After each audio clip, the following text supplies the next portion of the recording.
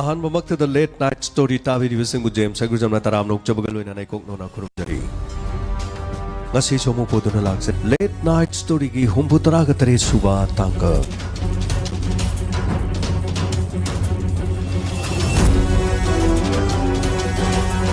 ngasi tangka gasidi tabiribasingda hana tadringeda hana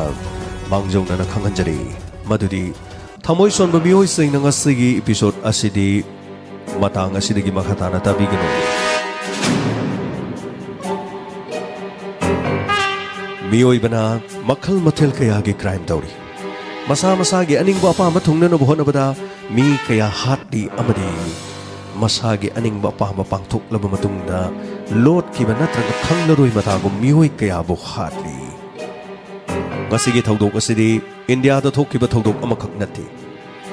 thaudok asi germany berlin da thokkiba sengba thaudok amakhakni tabiraga domna soidana bagi thong asi thajabi bangamlamoi adubu internet ta changduna amuktang yengbiu karigumba adomna thajedrabadi karigumba adomna link pamlabasu aikhoi thaibi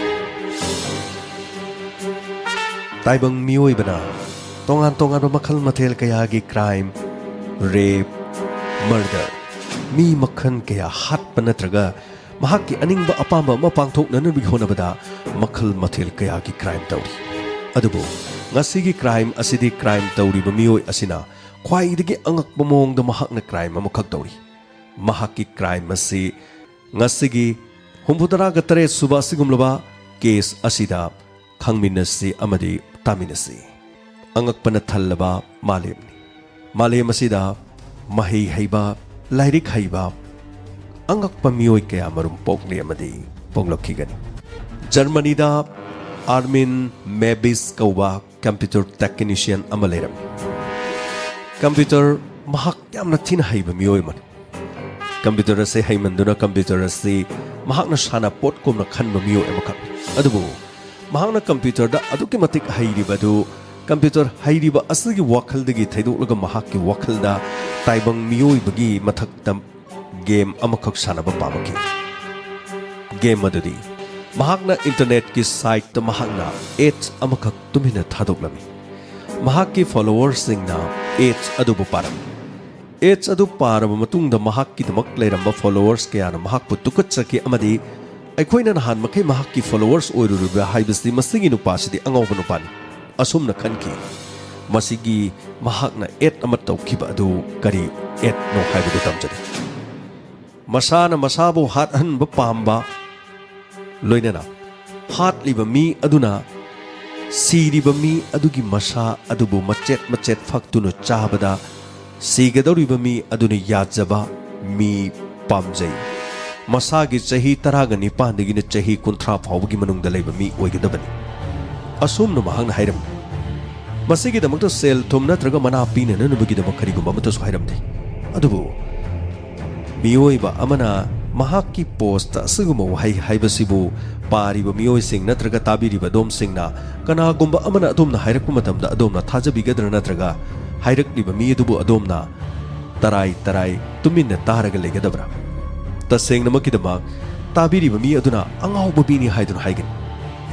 wafam adu asin masana masabu hatpada yajaba aduga hatliba mi aduna sigadoriba mi adugi hakchang adu machet chabadi yajaba haibu wafam sin wafam masida kana gumba amatana yaram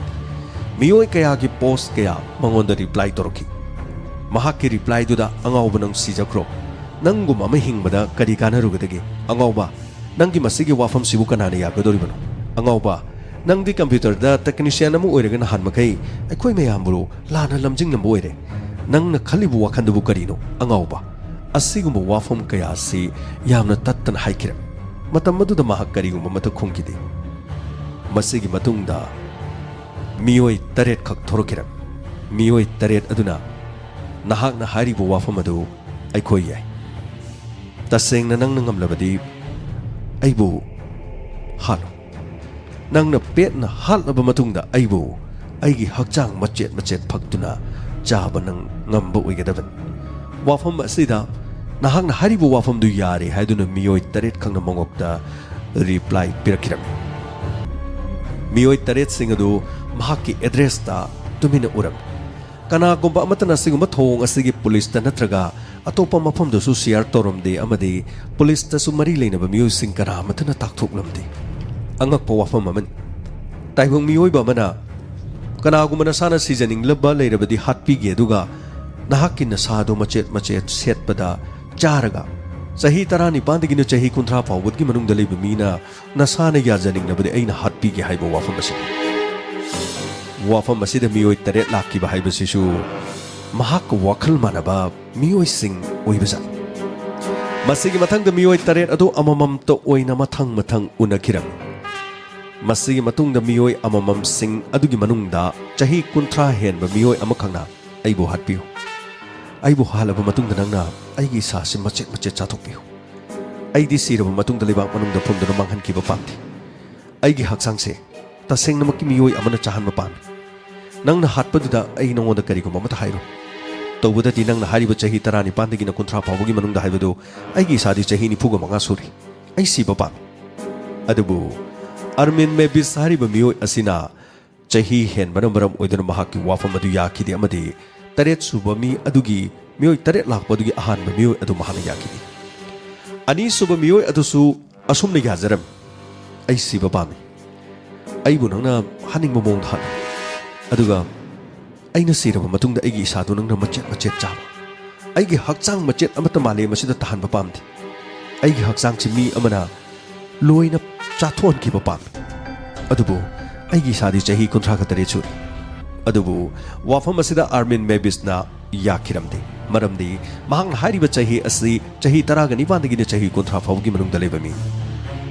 masig matungda miyoi ohum suba dusu chahi hen badagi yaramde mathangi miyoi mari suba dusu mathang mahang na pamliba chahi adugi manung da oiramde masigi matungda miyoi ahum di mahangna pamliba chahi adugi manungda oikiram adu tasengna maki amamam to oina wari sanaduna mahakka unaba matamda tasinamak nakoi aina hatpe yarabra aina hatma matamda aina haning momongda hatkani aduga nakoi gi nasado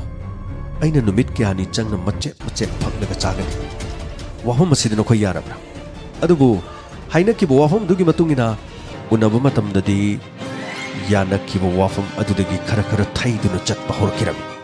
asumna Armin Mebis hariba Germany gi Berlin da leiriba miyoi asina computer gi technician oiba miyoi asina mahangna hogdorokliba chahi taraga nipandagi ne chahi kunthra fawgi manungda leiba miyoi hatpi gi amadi chabi gi haibo wafam asidi yarakkiba miyoi taren mathang mangkhiram haibadi mahakki wafam asida yakiramde masigi matung numit kharani haukraba matungda Zoya Zen Brandis kauba miyoi amakhakna mahaki email da message tharaki amadi ainanga wari sanaba pam matam kharagi mamangda nahangna chahi taraga nipandagi na chahi kunthra fawgi manungda leiba miyo nangna hatpa aduga siriba miyoi dagi masa machet chaba pam hebado ai nangi wafam du yari ai kari mata leiduna chelo nahangna la o haiba mafam daila adubu tasengna maki nangna ibu hatpa ngamgadabani amadi aibu chaba sungamgadabani aina pamliba sa aigi sabu hatnaba matungda aibu chaba duni asumna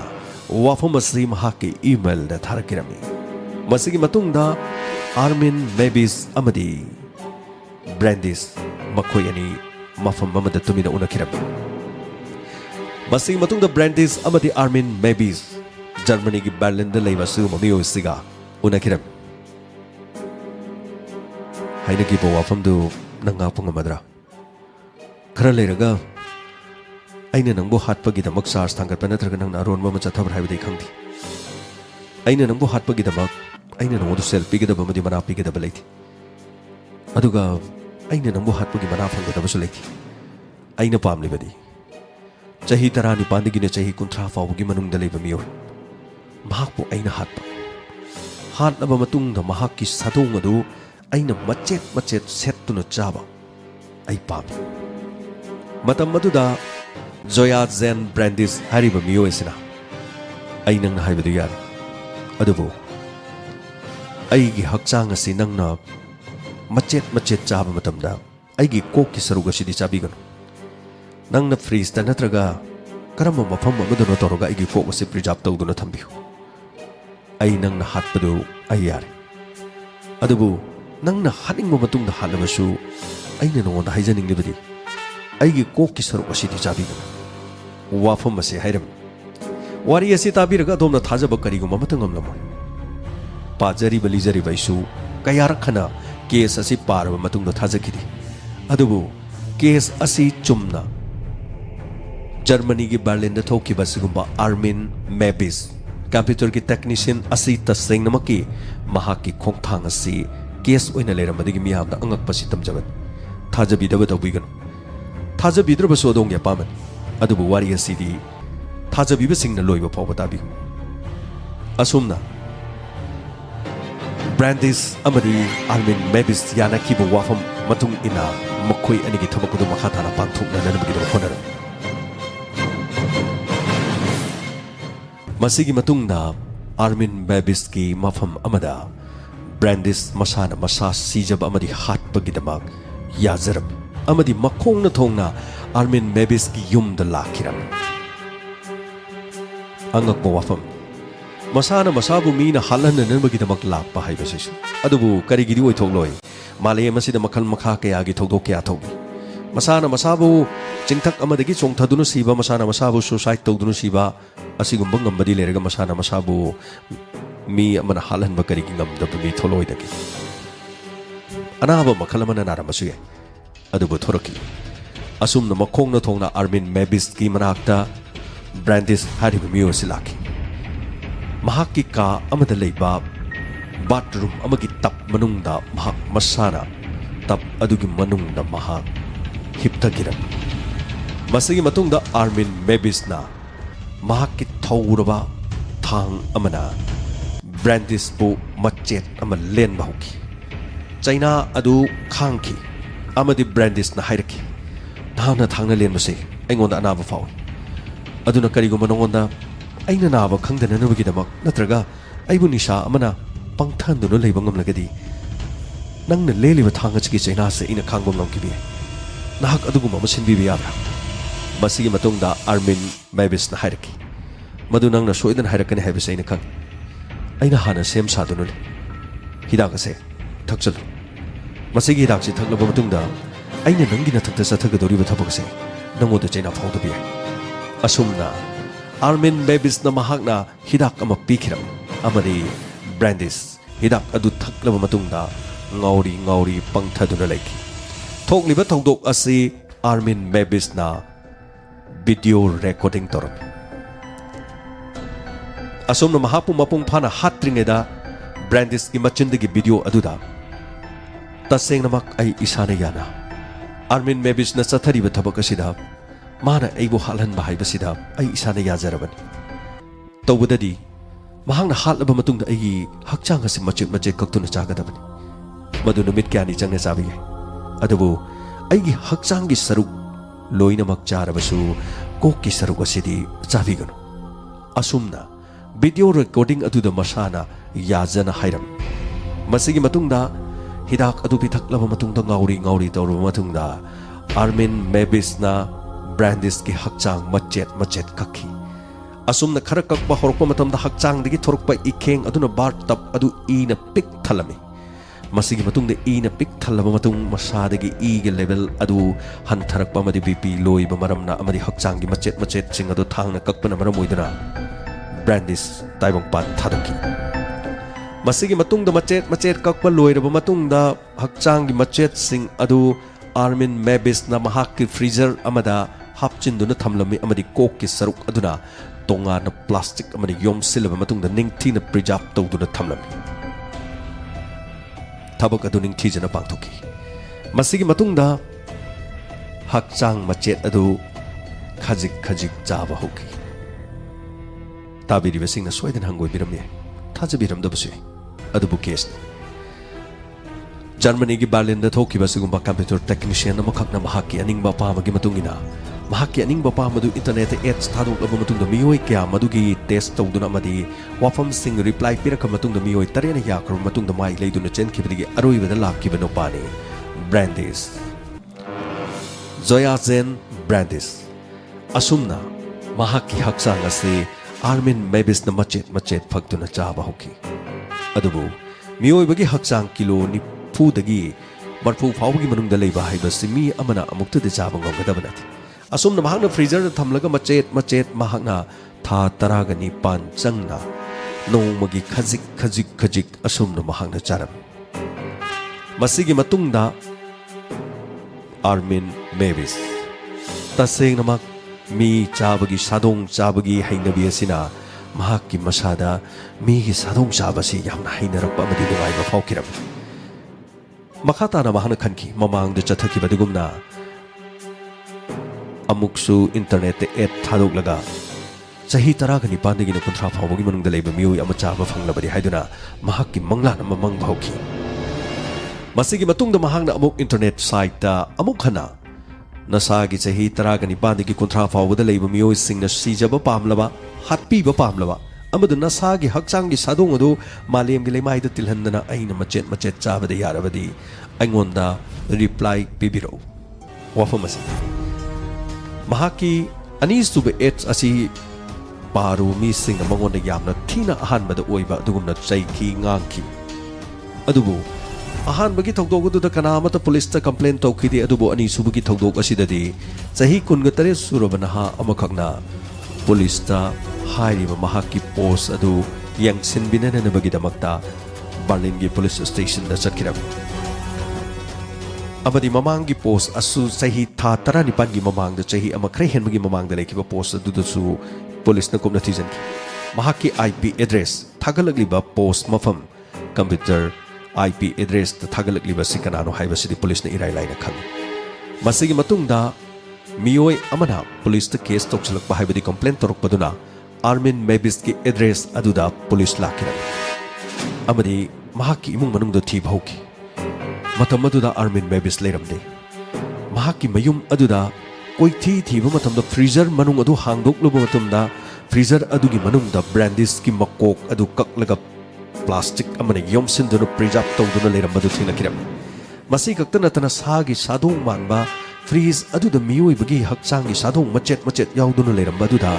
ꯄꯨꯂꯤꯁꯅ ꯑꯉꯛꯄ ꯑꯣꯏꯈꯤ ꯑꯃꯗꯤ ꯃꯤꯑꯣꯏ ꯑꯃꯅ ꯑꯦꯗꯁꯇ ꯑꯁꯨꯝꯅ ꯍꯥꯞꯂꯛꯏ ꯍꯥꯏꯕ ꯋꯥꯐꯝ ꯊꯥꯡꯒꯠꯂꯛꯈꯤꯕ ꯑꯗꯨꯒ ꯂꯩꯔꯝꯂꯤꯕ ꯃꯑꯣꯡ ꯃꯇꯧ ꯑꯗꯨꯒ ꯆꯞ ꯆꯥꯅꯕꯗꯒꯤ ꯄꯨꯂꯤꯁꯅ ꯑꯉꯛꯄ ꯑꯣꯏꯈꯤꯔꯝꯃꯤ ꯃꯁꯤꯒꯤ ꯃꯇꯨꯡꯗ ꯃꯤꯑꯣꯏ ꯑꯁꯤ ꯁꯣꯏꯗꯅ ꯃꯌꯥꯝꯒ ꯃꯥꯟꯅꯗꯕ ꯀꯣꯛ ꯆꯥꯛꯄ ꯃꯤ ꯑꯃ ꯑꯣꯏꯔꯝꯒꯅꯤ ꯃꯈꯥ ꯇꯥꯅ ꯃꯤ ꯑꯁꯤꯒꯤ ꯃꯍꯥꯛꯀꯤ ꯃꯑꯣꯡ ꯃꯇꯧ ꯑꯁꯤ ꯑꯁꯨꯝꯅ ꯆꯠꯊꯔꯛꯂꯕꯗꯤ ꯑꯩꯈꯣꯏ ꯇꯥꯏꯕꯪ ꯃꯤꯑꯣꯏꯕꯗ ꯑꯐꯕ ꯑꯣꯏꯔꯣꯏ ꯃꯍꯥꯛꯄꯨ ꯃꯐꯝ ꯈꯪꯅ ꯊꯤꯔꯒ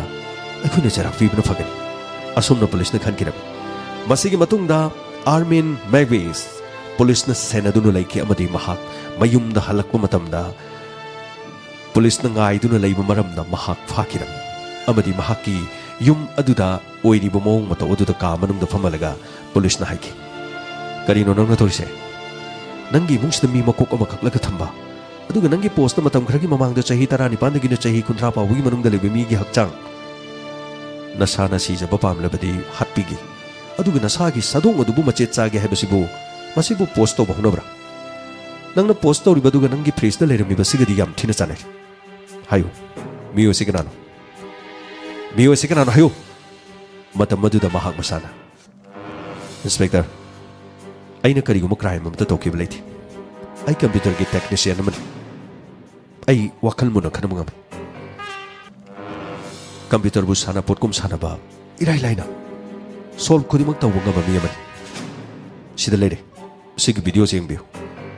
ꯚꯤꯗꯤꯑꯣ ꯑꯁꯤꯗ ꯃꯁꯥꯅ ꯃꯁꯥꯕꯨ ꯑꯩ ꯏꯁꯥꯅ ꯏꯁꯥꯕꯨ ꯁꯤꯕꯗꯤ ꯌꯥꯏ ꯑꯗꯨꯒ ꯑꯩꯅ ꯁꯤꯔꯕ ꯃꯇꯨꯡꯗ ꯑꯩꯒꯤ ꯏꯁꯥꯒꯤ ꯁꯥꯗꯣꯡ ꯑꯁꯤ ꯅꯨꯄꯥꯁꯤꯅ ꯆꯥꯕ ꯌꯥꯏ ꯍꯥꯏꯔꯤꯕꯁꯤ ꯌꯦꯡꯕꯤꯌꯨ ꯑꯩꯅ ꯀꯔꯝꯕ ꯀ꯭ꯔꯥꯏꯝ ꯇꯧꯈꯤꯕꯒꯤꯅꯣ ꯑꯁꯨꯝꯅ ꯃꯍꯥꯛꯅ ꯃꯇꯝ ꯑꯗꯨꯗ ꯕ꯭ꯔꯦꯟꯗꯤꯁꯀꯤ ꯂꯧꯈꯤꯕ ꯚꯤꯗꯤꯑꯣ ꯐꯨꯇꯦꯖ ꯑꯗꯨ ꯌꯦꯡꯍꯜꯂꯝꯃꯤ ꯚꯤꯗꯤꯑꯣ ꯐꯨꯇꯦꯖ ꯑꯗꯨ ꯑꯦꯗꯤꯇꯤꯡ ꯇꯧꯊꯣꯛꯂꯕ ꯅꯠꯇ꯭ꯔꯒ ꯀꯤꯍꯜ ꯈꯪꯍꯜꯂꯒ ꯇꯧꯕ ꯑꯃꯠꯇ ꯅꯠꯇꯦ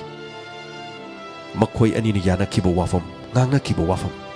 ꯃꯌꯨꯝ ꯑꯗꯨꯗ ꯂꯥꯛꯈꯤꯕ ꯑꯃꯗꯤ ꯁꯤꯖꯅꯅꯕꯒꯤꯗꯃꯛ ꯁꯦꯝ ꯁꯥꯈꯤꯕ ꯑꯃꯗꯤ ꯊꯥꯡꯅ ꯃꯆꯦꯠ ꯃꯆꯦꯠ ꯀꯛꯄ ꯍꯧꯕ ꯑꯃꯗꯤ ꯆꯩꯅꯥ ꯈꯥꯡꯕ ꯑꯃꯗꯤ ꯍꯤꯗꯥꯛ ꯊꯛꯈꯤꯕꯅꯆꯤꯡꯕ machet machet kakkhibagi video footage punmak police to ulami matam aduda police na khanki phanai gam no masana sijaba pamlagasu sathari bathong asidi achum bathong nathi nupa sim miyam marakta chumna leibadi fararoi mahakku phajinduru mahakki mathak trial chathabana chungani asumna police na mahak mafam adudagi phaduna purki phaduna puruklaba matungda police na charge si thangkalba matungda court case chauki miyoi amabu thangna machet machet kakpa amadi tha 19 changna mi adubu machet machet chaba amadi makok adubu freeze manungda thamlaga preserve tawduna thammo haibagi damak mahakna thamlamba masigi matungda mahakpu sibugi cherakti kona pikhiramdi mahakpu jail da mapunchi chuppa leinana nabagi damak right taki mahakna mahakki dandi loiraga miyam marakta tinbagi dandi laikhiramdi jail aduda mahakna hingliba makhai leiba sidriba fawba leiba haiba rai adu asumna Germany gi Berlin gi mafam se leiba court na rai taki adom na Google la changdani yami Armin Mabis computer technician chahi tarani pandigi ne chahi kunthra fawbagi manungda leiba Jaya Zen Brandis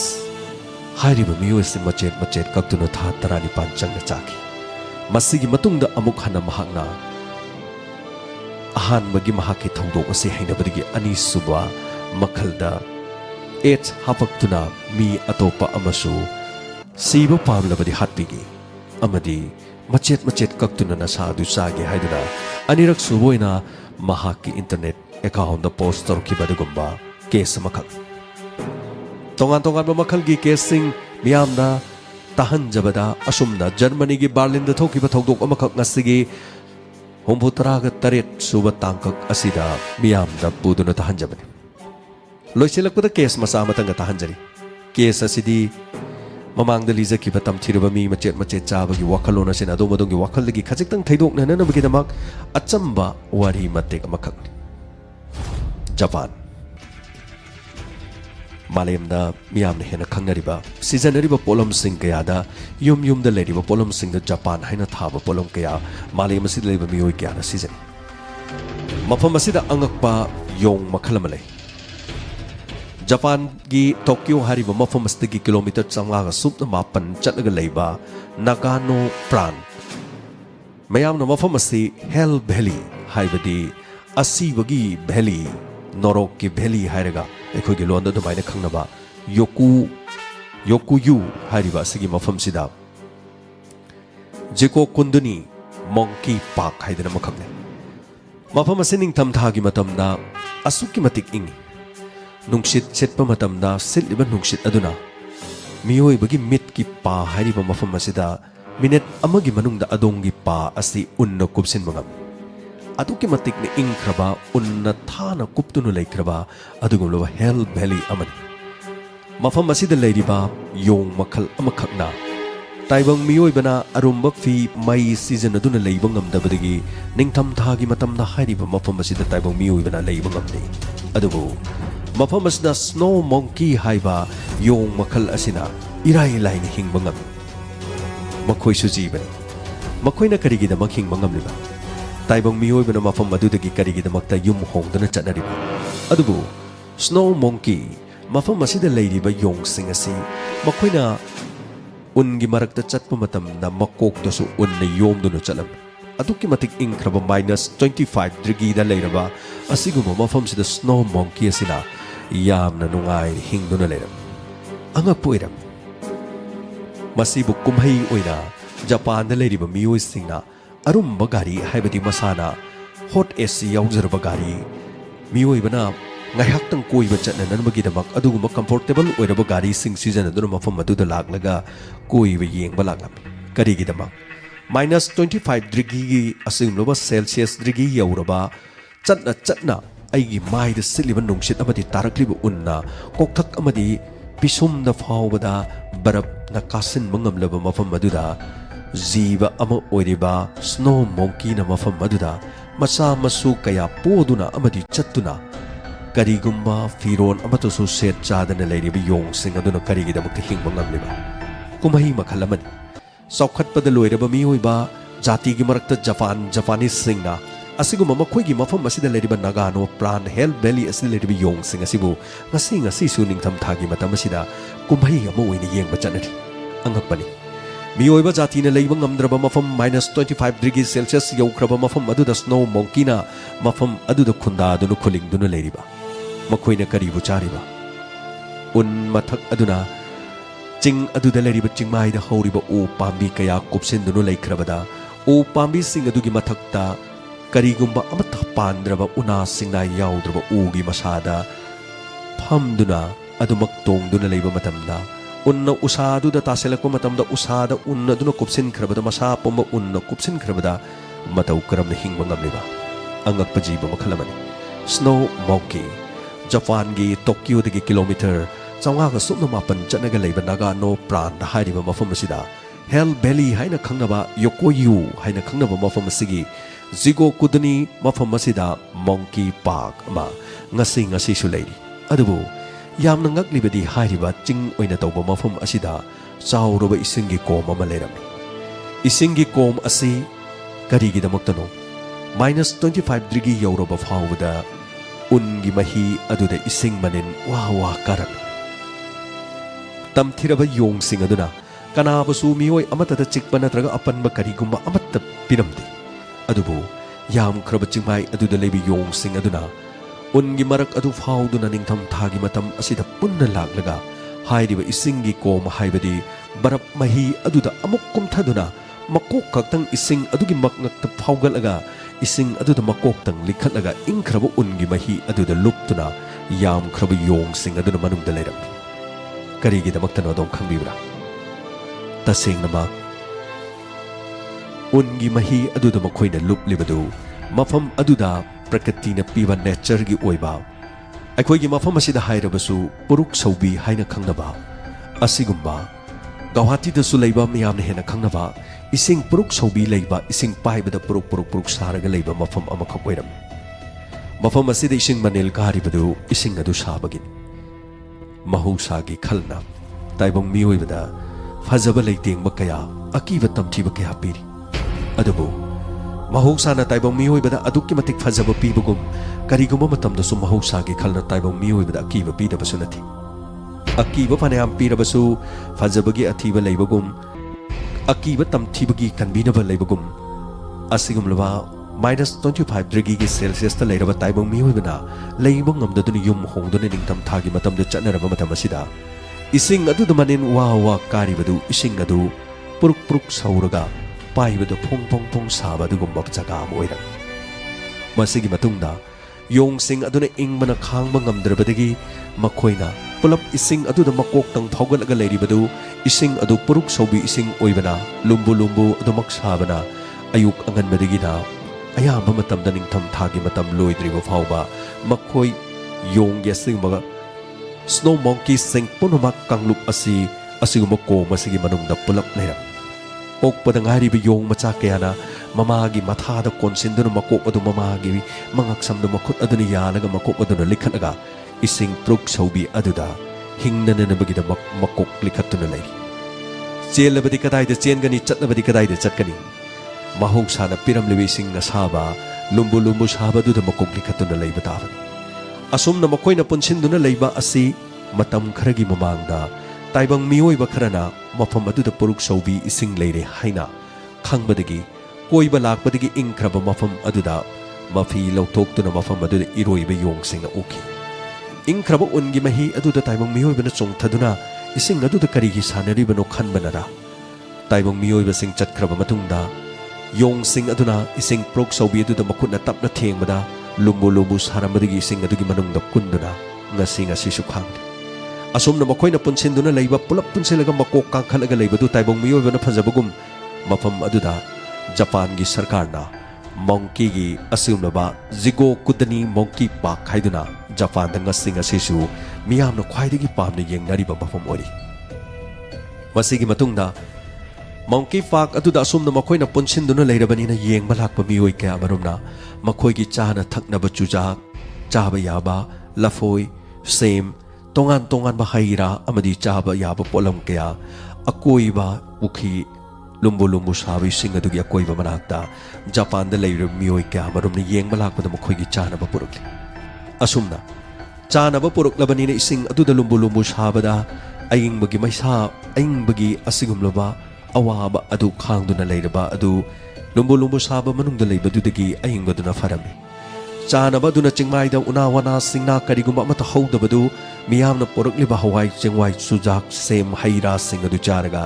makhoigi punchi hingli masini kariguma makhoina jungle aduda choina leiramlabadi taibong miyobe singna makhoigi damak chana thangnaba puruklamdabusi mahuksa gi khalna akiba kaya piduna miyoiba kanglup na henbang ngamdrabasu ising puruk sobigi matengna yong sing aduna ko madugi manungda hingli makhoini hingliba mo matodo mung yengba lakpa taibong miyoiba na makhoigi damak chana ba purukli asumna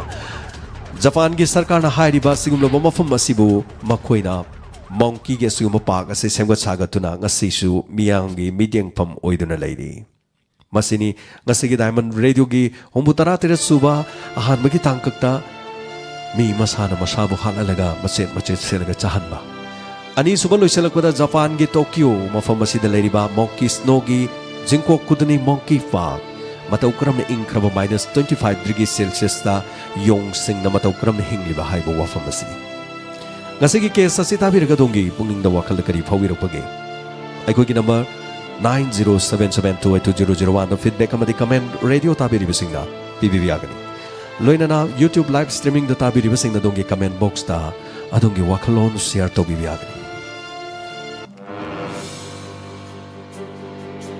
radio da tabiribasing asigi damaktadi late night story thoromasi luchinjabaga loinana amadi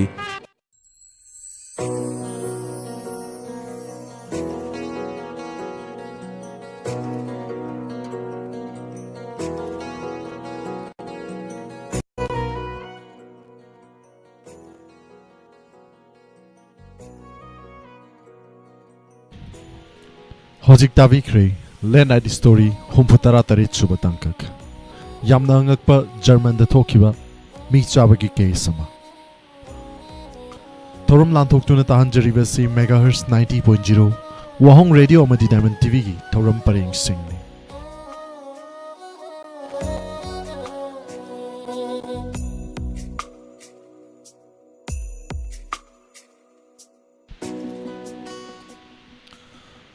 Torum asigi makhatsa thajarakpa 90.0 Wahong Radio gi oina atenba break amagi matung bakal mathel isai sing kudol tamjage YouTube amadi Facebook ta library singna matangi page ta Inspector Tayagi anova episode lising amaga chamri humputara mapal suba tangkak laman gina tarani thoi suba tangkak pung ama tarakpa matamda sarugyaminasi ngaki oinadi pumnamak tagi laptokchari pumnamakpu khurumjari